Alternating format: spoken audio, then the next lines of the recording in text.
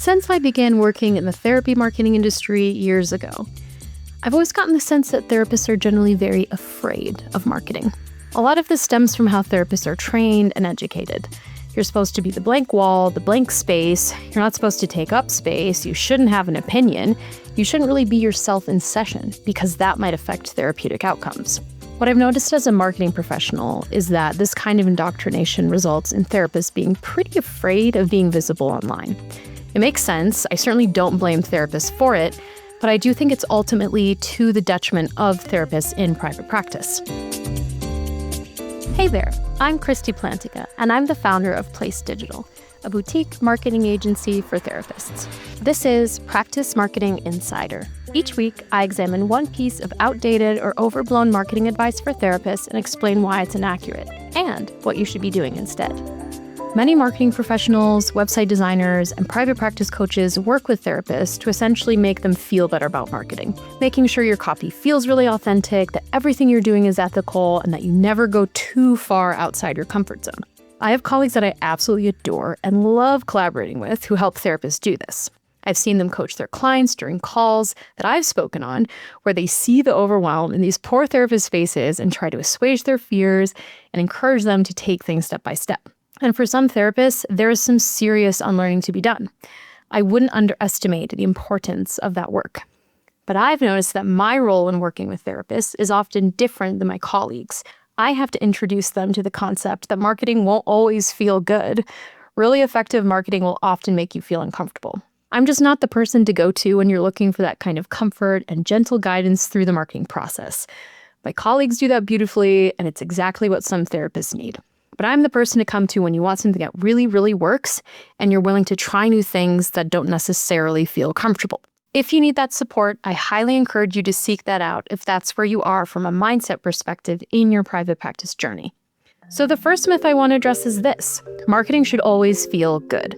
And I really believe it shouldn't, and it won't always feel good. Sometimes marketing requires us to make compromises. Obviously, some compromises should never be made. You should never jeopardize your standing with your licensing board due to ethical violations. You should never advertise something that isn't true about yourself and mislead clients. But there are some things I've noticed where therapists' initial reactions are, I don't really want to try that, so maybe this whole marketing strategy isn't for me. Maybe I should try something else. Maybe I should play it safer with something I see everybody else doing. The issue with that is, typically, marketing that is highly effective, like the things that my team and I do, those strategies are going to be initially uncomfortable because our clients or people we explain our strategies to just aren't comfortable with them. So their initial reaction is to really pull back and return to a place of safety in marketing. The problem is that because the environment is changing so quickly online, those same strategies you've heard about that maybe you've tried before oftentimes just aren't as effective anymore. I mostly speak to search engine marketing, so SEO and Google Ads. The things that are really working for a platform like Google, which is changing so quickly with AI being integrated, means that this stuff is going to be new to you. There might be things your marketing professionals suggest that sound weird or you hadn't thought about, or maybe you're like, I don't know if I want to refer to myself that way. But to make a dent in this market, you have to be willing to try new things. You have to be willing to be flexible with how you're willing to get where you want to be. I've seen it a lot when we work with founders. We offer our solutions, our strategies, and despite our advice, they opt for something else, perhaps an older strategy or something they were comfortable with. And more often than not, that absolutely hindered their results with us. In some cases, they felt their investment wasn't worth it. And that's always a really difficult thing to hear from a client when you're a service provider. Getting results for our clients is something we take so seriously at Place Digital. This is actually something I've noticed quite a bit after working with hundreds of therapists and speaking to probably thousands at this point. The irony is that fear, an emotion meant to be dealt with, so often stops therapists from actually making their private practices work for them. It actually stops them from being able to be profitable in their businesses. Historically, with some of our past clients, we'll make the same recommendation that's somewhat out of their comfort zone many times. They always say no.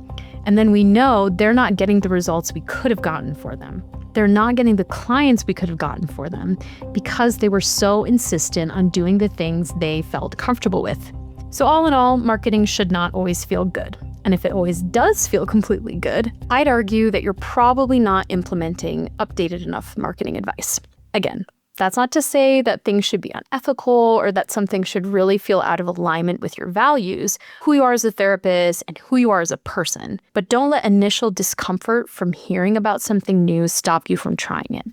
At the end of the day, all marketing is an experiment, so you have to be willing to try new things. So if the myth is that marketing should feel good, the replacement is this: marketing won't always feel good. And that's not necessarily a bad thing. Trust your instincts when you're engaging with a potential service provider or trying a new strategy. If something really unsettles you deep down, or you know for a fact that this is something you cannot ethically do as a therapist, do not pursue that strategy, but really try to keep an open mind. Because if you're working with a marketing professional and they're suggesting things you haven't heard of in this environment, that's a very good sign. It means they're not getting too comfortable in their strategies. Although I will say, in most marketing, there are tried and true philosophies that will always be at the core of that marketing strategy.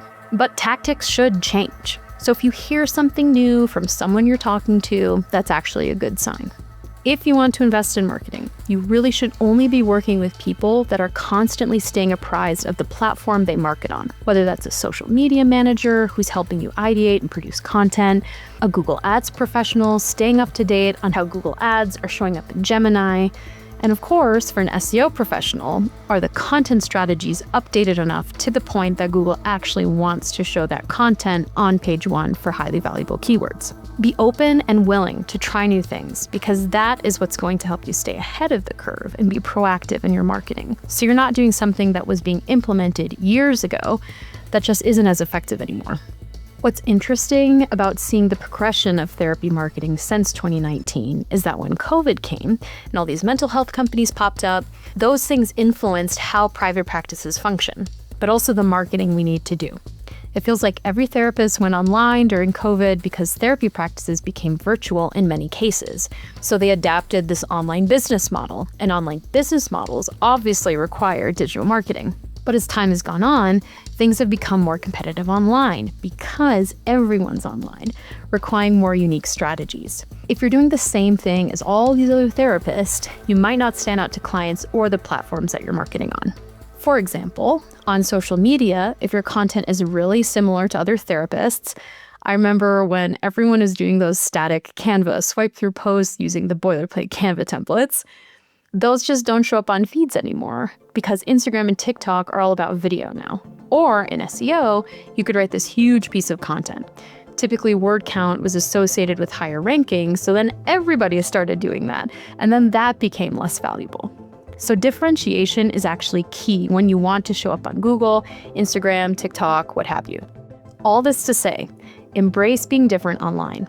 Embrace marketing that might make you a little bit uncomfortable, because that might be the exact thing that makes you successful. Work with someone to help you feel comfortable if you need that, but be aware that a lot of times people you work with, whether that's a private practice coach or somewhere else, will want you to feel more comfortable than they'll potentially challenge you. So make sure you're also working with someone who is comfortable challenging your expectations. If you're interested in working with my team and I over at Place Digital, please get in touch. We currently do SEO for group practices, but if you're a solo practitioner, please reach out. We are actively developing services for you in particular. And if we have your email address, you'll be the first to know about these services. And consult with your marketing provider before making a bunch of decisions that someone else advised. For example, we've had clients who work with a website designer who has a million opinions, but doesn't know anything about SEO.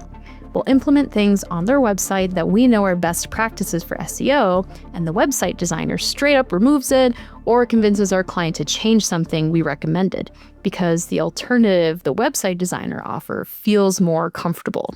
So there you have it. Marketing won't always feel good, and frankly, it shouldn't. If you're consistently comfortable with your marketing, you're probably not pushing hard enough to stand out in today's landscape. But here's the thing. Discomfort doesn't mean unethical, and it doesn't mean abandoning your values. It means being willing to try something new, to challenge your assumptions, and to trust marketing professionals who are staying ahead of the curve instead of recycling the same strategies from 5 years ago. So my challenge to you this week is simple. The next time a marketing strategy makes you uncomfortable, pause before you say no. Ask yourself, is this actually unethical or is it just unfamiliar? because that unfamiliarity might be exactly what sets you apart. And that's it for this week's episode. If you want to connect, you can find me on LinkedIn or Instagram at Kristie_PlaceDigital. If you're interested in working with me and my team, you can head over to placedigital.com. I'm Kristie Plantinga. Thanks for listening, and I'll see you next time.